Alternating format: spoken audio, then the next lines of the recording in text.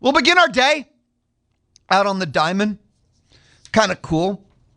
What if I asked you which college baseball team has the most all-time super regional experiences? Experiences. That works. It wasn't the word I was really going for, but which college baseball team has the most all-time super regional appearances? And the top 5, none of them are in a super regional this year. True story. A&M is 13th all time. A&M is actually tied for 10th all time. I got to do math. With 10. Clemson, A&M, Vanderbilt, Oregon State, Louisville, some names they probably wouldn't have guessed, all have 10 super regional appearances all time, and that's the 10th most. And this is according to Next Round, if you're wondering the source. This is all according to Next Round. 10 super regional appearances is tied for 10th all time. And I love looking more at the meta of it all. That's a perspective. Is A&M a top 10 program? Well, they've been to the 10th most super regionals. I doubt if they're in the top 10 for the most Omahas made. Ties into the A&M narrative of over the hump. Always seems to be the biggest problem. Not being successful is not. A&M athletics is highly successful. I really don't think that's an argument. But success, getting over the hump, that final step, seems to be, and it's not an A&M thing. I think there's many programs in that same position. But yeah, A&M's tied for 10th. Clemson, Oregon State, Vanderbilt has a national championship or two. Vanderbilt, I think many would agree, is a top 10, no question, a baseball program. And Louisville. Who are these top 5? We'll go with that. That's 6 because there's a big tie up there. Number 1 with 19, by the way, Florida State. And Florida State baseball fans have been long considered suffering because they have not translated their regional, super regional success with Omaha. Florida State baseball fans trapped in hell. 19 super regional appearances. Now, LSU is second with 18, and LSU has translated. They got the rings. They've got Omaha championships.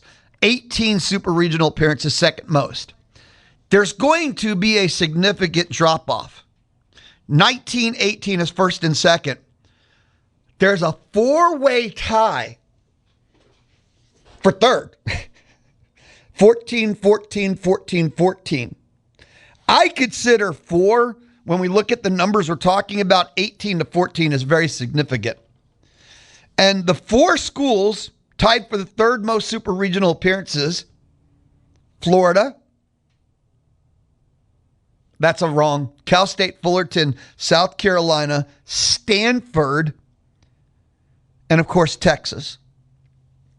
Anytime you look at the list of almost anything all time, Texas. And that's your top 6. Florida State 19, LSU 18, and a 4-way tie at 14, Cal State Fullerton, South Carolina, Stanford, and the Longhorns. And that 4-way tie for third at 14. Miami is faded glory. They were in football, but has Cristobal brought them back? There's North Carolina, who's back in a super, and they are the betting favorite to win it all now. 7th with 13. The Gators are 8th at 12. Arkansas, you want to talk about another long, and I mean long, suffering. Long suffering. Arkansas at 11. They are long suffering. Them and Mississippi State are tied at 11. So I saw that list in the super regionals. What, they all begin tomorrow? Half Friday and half are on Saturday. Can I ask my first question of the day, if it's cool with you? How many people are going to watch college baseball this weekend? Aggie baseball is done. And it's okay to be an Aggie baseball fan, but how many people are college baseball fans? Like I've said before, I'm an Aggie softball fan. I'm a college baseball, Aggie softball fan. I'm a college softball fan. I watch softball other than Aggie softball. I watch SEC softball. And throughout the year, when there's marquee matchups, because when Texas, OU were in the Big 12, I would watch them play. And then on the national level, when you'd get like UCLA, Oregon, or other top matchups, which if you watch SEC softball, you're watching 90% of the premier softball matchups. Then with OU Texas and the way Oklahoma State was top, you could watch those two leagues and watch 95% of the premier softball matchups in the country. So I'm an Aggie softball fan. I'm a college softball fan. When it comes to college baseball, it's hard to watch elite and premier softball if you're not already watching SEC. But when the postseason starts, I know this sounds goofy, and maybe I'll regret it, but I am going to watch the Troy Little Rock. It just support and honor two fours fighting each other in a Troy Super Regional. I feel that's once in a lifetime. Not fours, but two fours playing each other. So I'm going to watch. Maybe I'll watch it and go, this is awful. This is too slow. This is too untalented, too painful. I don't support G6s or whatever, but I'm going to try. And then from the upper level talent perspective, it's so weird. There's 7 non-seeds. I don't know what the best pure talent on display regional. I mean, Georgia, Mississippi State, but I'm an SEC apologist. I do believe it just means more. Auburn, St. John's, hard pass. Okay, from a pure, someone's going to throw hand standpoint, give me Kansas, OU. Yeah, hands will be thrown. And from two teams that probably didn't know the other one existed, it is the North Carolina, USC. They probably look at each other and go, huh? Another one from the talk about a clash of cultures, a clash of existence. West Virginia and Cal Poly. Those two could sit down to dinner and the other one would have no idea what the other one said. I mean, these are really bizarre supers. And being an SEC apologist, culturally or whatever, Ole Miss, Auburn, and Georgia, Mississippi State seem to be the only two that have a certain connection. Now, for those that don't know, Oregon, Texas has narrative because the Texas head coach is the former Oregon head coach. No, wrong sport. Sorry. Yes, I know it's slosh. You got to understand, I cross softball into it. I do that sometimes where my mind goes 3 steps ahead. My apologies. Wrong sport. Yeah, this is the most fascinating super regional because we had the greatest regional round ever. Mitch Light of The Athletic, who joins me every Monday at 12 noon. He handicapped most likely to advance. He thinks Alabama is the most likely. Okay, in order. Alabama, West Virginia, Troy, and I'm not going to, Alabama, West Virginia, Troy, and Georgia. And Georgia's already 4-0 against Mississippi State. Isn't there this old sport adage? It's really hard to beat someone for the 5th. It's not a thing. Because, isn't it what? It's always hard to beat someone for the 2nd time. That's how it goes, right? The rematch. Well, Georgia's already 4-0. They went 3-0 in the regular season and then beat them again in the SEC tournament. So isn't the old saying, it's a sports ancient tradition, it's hard to beat someone for the 5th, and then it would be the 6th time? How insane is that? Georgia will have to beat Mississippi State 6 times to advance to Omaha. Well, they already got it 4-0, so 5 and 6. That's nuts. So anyway, that's the top 4, Mitch Light, the 4 most likely: Alabama, West Virginia, Troy, and Georgia. I'm not going to handicap anything about Omaha or once they get to Omaha. Now that the year is over, I have had some time to start, and it'll be about a month long, self-evaluating how did Louie Bellina do on like predictions and stuff.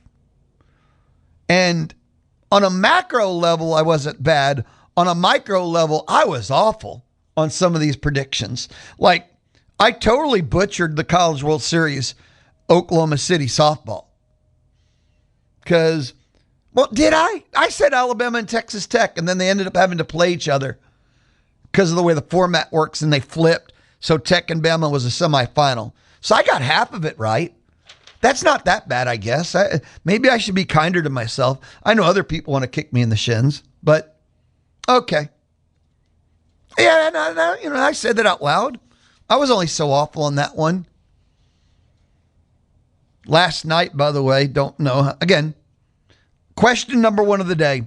How many people are watching college baseball this weekend? Text if you want, 979-693-1150. Last night was game one.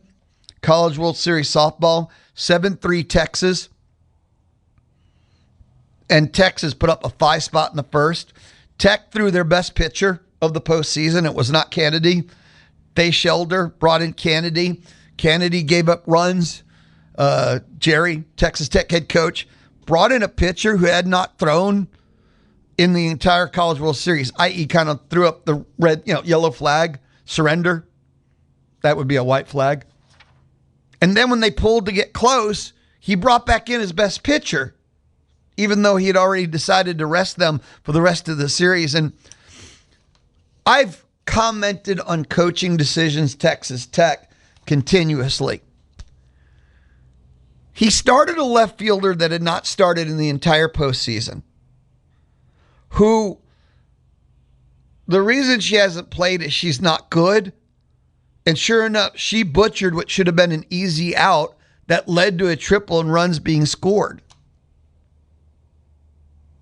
And no one knows why she started. And then he brought in a pitcher, and it was so early with his offense, no one knows why he brought in the surrender pitcher, only to re-enter the starter because they actually drew close, which everyone knew they would. Like, the defense, there was 3 outs butchered that led to those 5 runs from players kind of not in position. There's so many things that happen, and you have to understand the players. And I keep coming back to, I don't understand. Like, that starting left fielder made no. Anyway, it's hard to watch at times.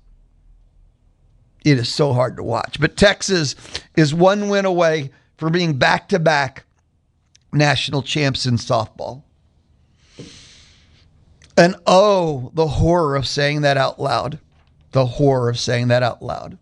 This is the Louie Bellina Show, and I do need a timeout, and I will be right back. And we are just getting started. This is the Louie Bellina Show from inside the Charles Schwab studio, Thursday on The Zone.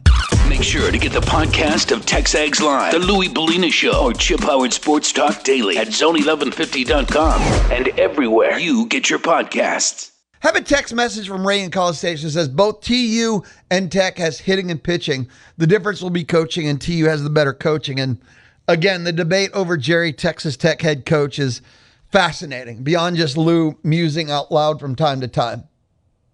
There was this ESPN caught on camera. You had no volume, an interaction 2 games ago with Kennedy, the $1 million pitcher, and it looked like he was getting on her. And, you have all the soft people in the world who are like, he doesn't even know how to pick up a pitcher when they're down.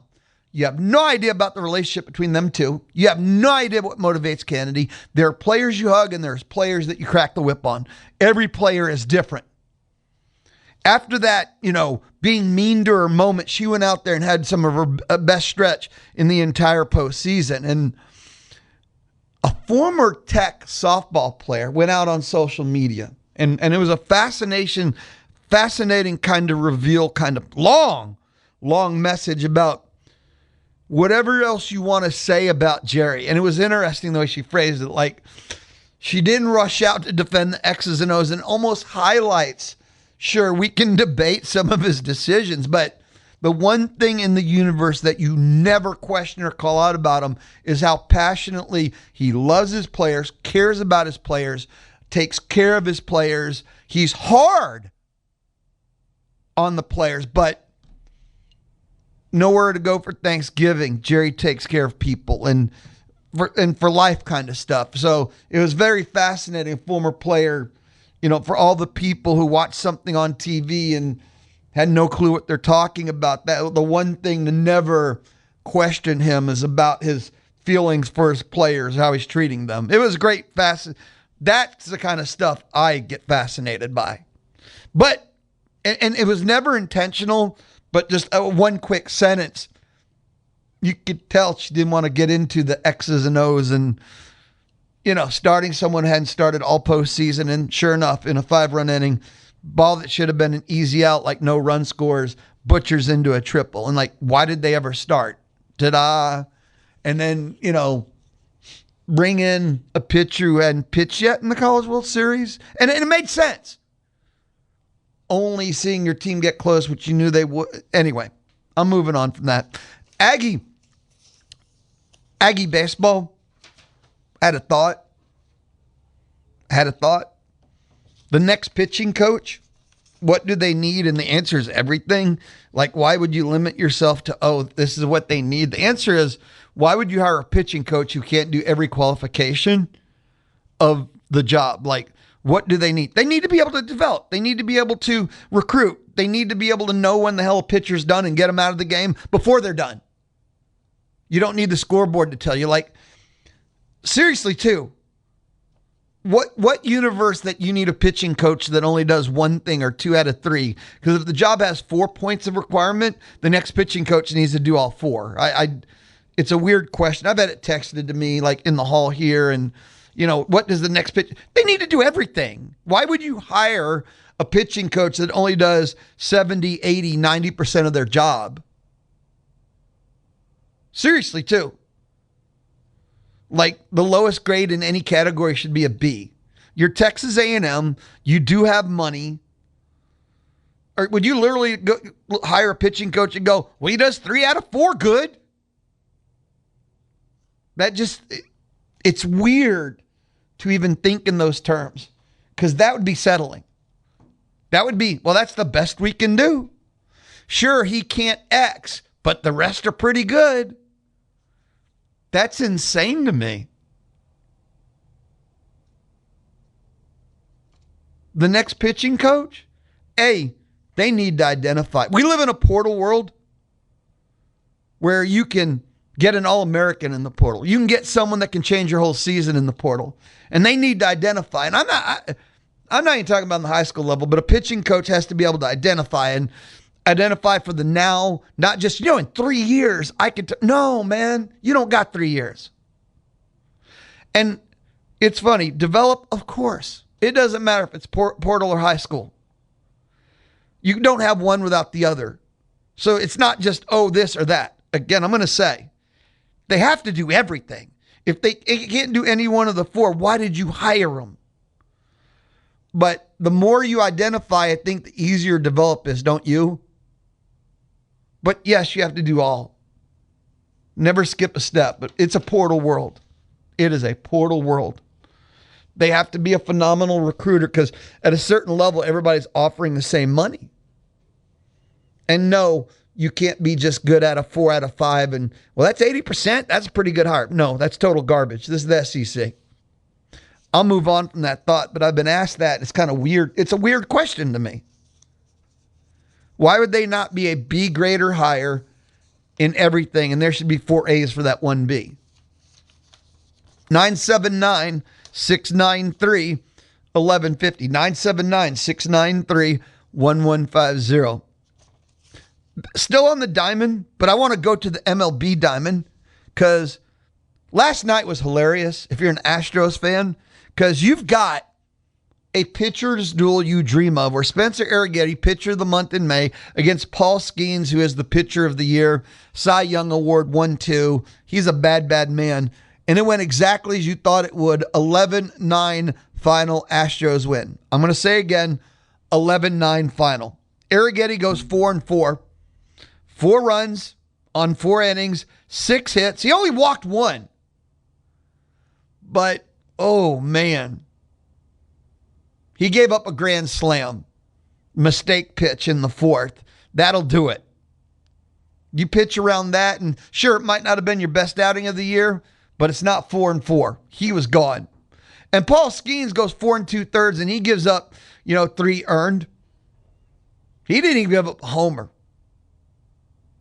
But the Astros are nickel and diming him, 7 hits. Skeens still struck out 7, but so neither starter a factor in this one. And Pittsburgh was cruising to a win. But the Astros put up 6 runs in the 8th inning. There was a month somewhere in here where the Astros didn't put up 6 runs in a week. And the Astros rally 11-9. Astros win 11-9 on a 6-run 8th. Isaac Paredes hit a 7th. Man, I love Paredes, but slow start. Look, there's plenty of time in the year for him to end up at what a season stat should be.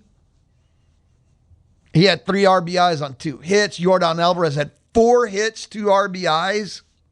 Astros win. And just to tell you what a weird game it was. So not only does the pitcher of the month, Arrighetti, worst start of the year.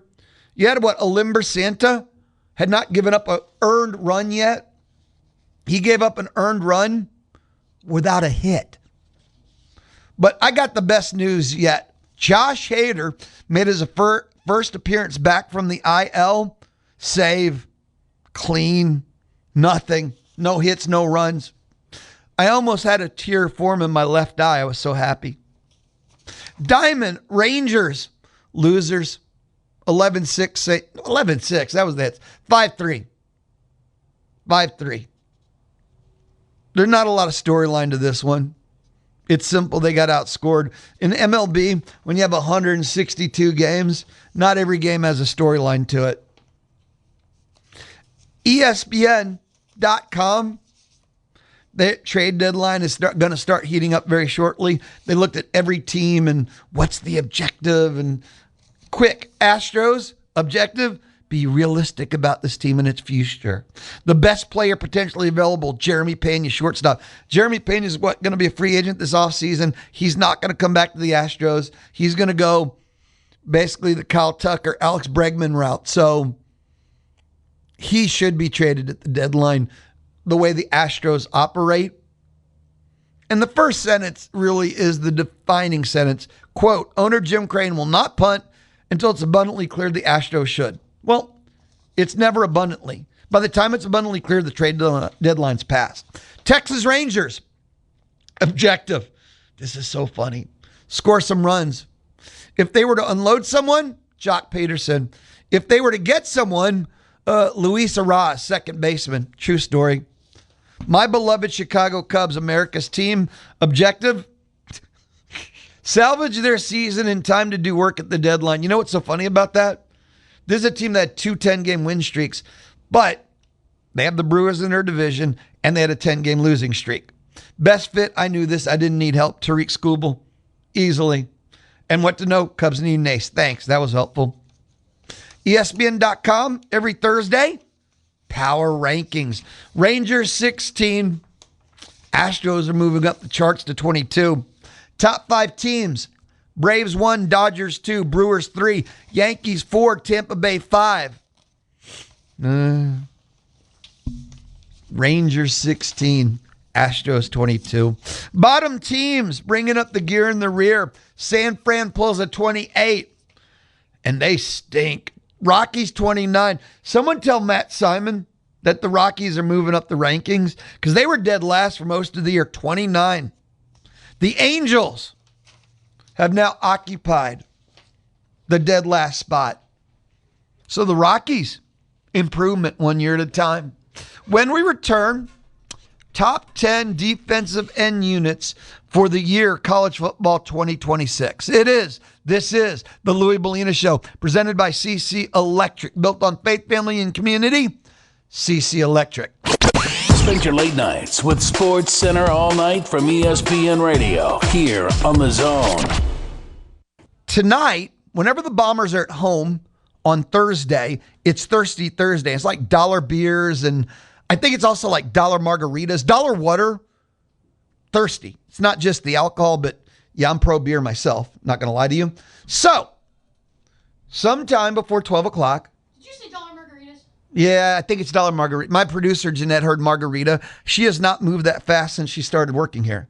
She went from the chair inside the Charles Schwab studio in so fast that my brain has actually not recorded it yet. I'm down. But yeah, Jeanette, okay, we've learned the secret to Jeanette, margaritas. I'm beer, she's margaritas. We can get along. That works fine. So anyway, listen in to win. It's a family 4-pack, and it's for tonight's game, every Thursday. And by the way, home for the Bombers is the Navasota High School baseball stadium that they recently renovated. And then the Bombers have added they got the kids on everything you remember about Bombers baseball, all the fun, the very cheap and affordable concessions, the very cheap and affordable ticket prices. That's all still there. That hasn't changed.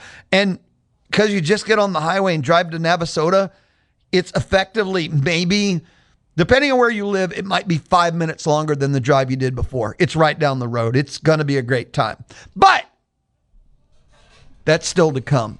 Time now. Listen in. As I told you, part 1, Greg McElroy's Always College Football, part 1 of the top 10 Edge Units College Football 2026. Well, let's count it down, and we will kick things off at number 10. The Georgia Bulldogs. So let me tell you something about Kirby Smart and how he's traditionally handled the defensive line.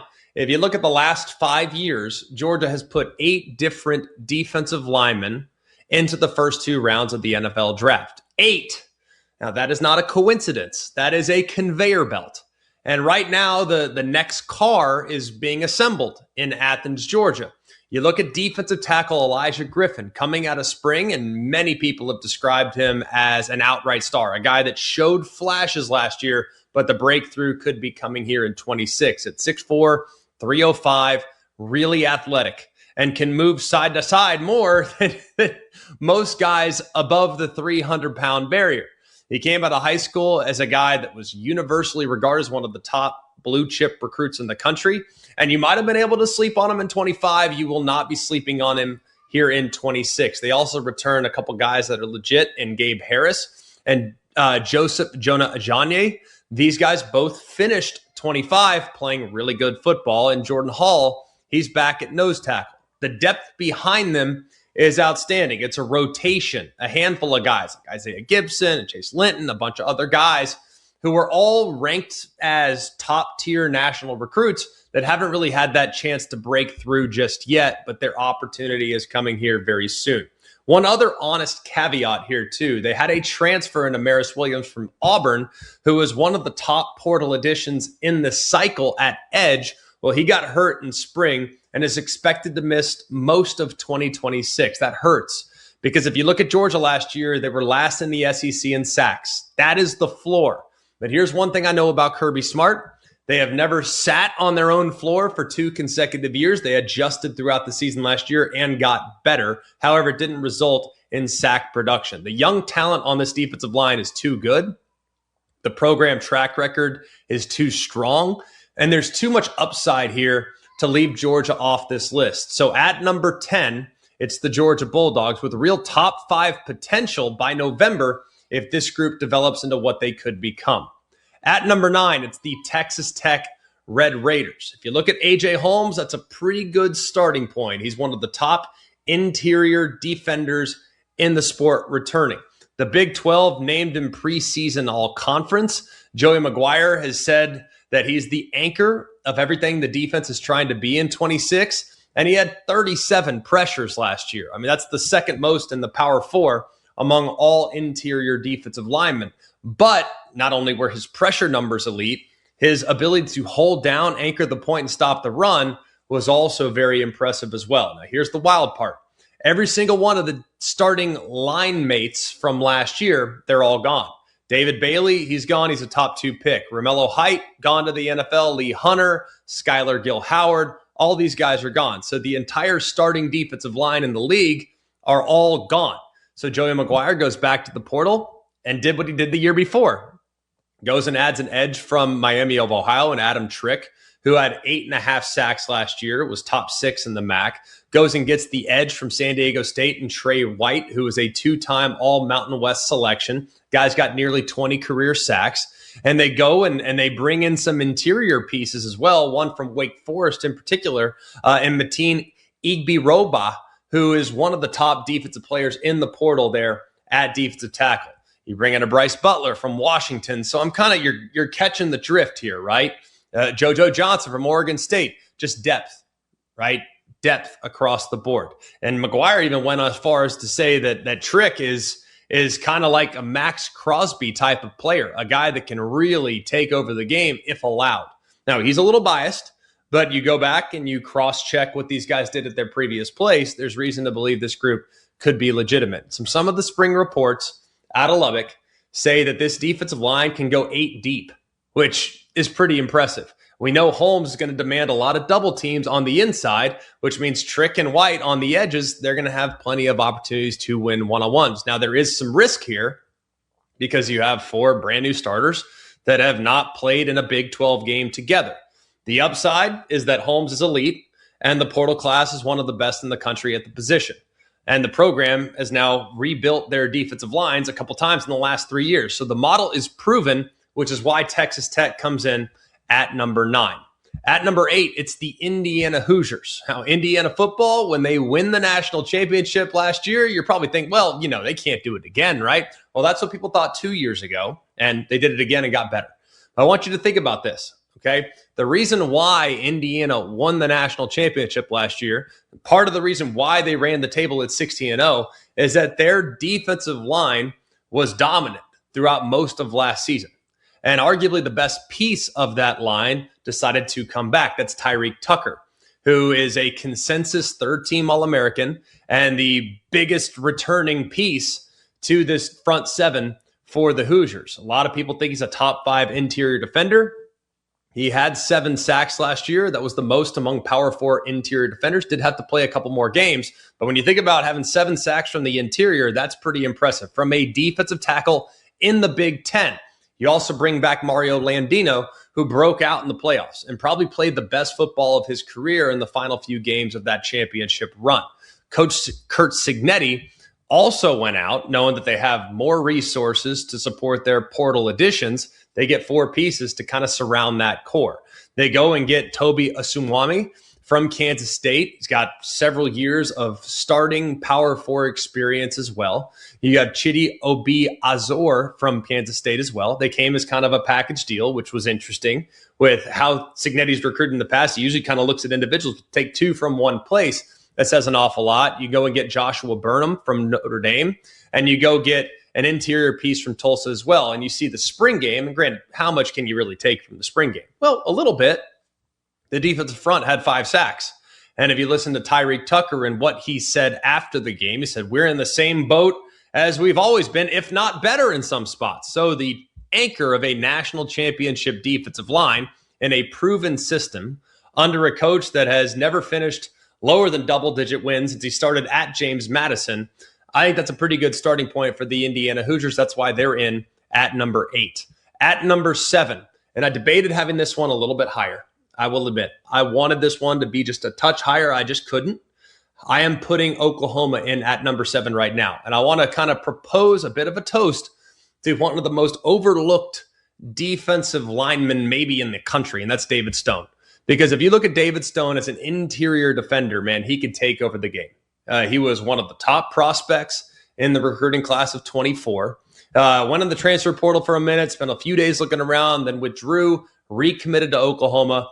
And he had plenty of options, but he clearly believes in what Brent Venables is building and how he's going to be featured in this defensive front. You take Stone on the interior paired with the returning edge presence that is Taylor Wine, who had 7 sacks in 2025. He's clearly their best pass rusher. That's a really legitimate 1-2 combination that most programs in the top 10 do not have at both spots, right? Danny Okoye, he also won another edge job opposite Wine in the spring. Okoye, based on what people are saying, he's in his 3rd year with the program. A lot of coaches have described his practice throughout spring as spectacular. And he's approaching this season what many have called a team that, some urgency along the front.